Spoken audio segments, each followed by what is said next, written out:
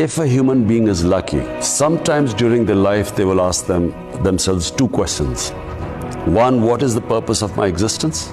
And two, what happens to me after I die? And if they are luckier, they will find the answers in spirituality. Because science does not answer these two questions. In the spiritual world, it is not that I should live as a selfish life, which is what, if I wanted, I could have lived a very comfortable, selfish existence. In the spiritual world, you are responsible. The more the Almighty gives you, the more responsibility you have towards other human beings. Hence, my life turned from first to build a hospital for poor people, and then to enter politics and build a welfare state. So it is all part of that spiritual journey which comes from asking these two questions. Life and death is in Almighty's hands. And all you have in your hands is effort. We human beings, all we have is the ability to struggle.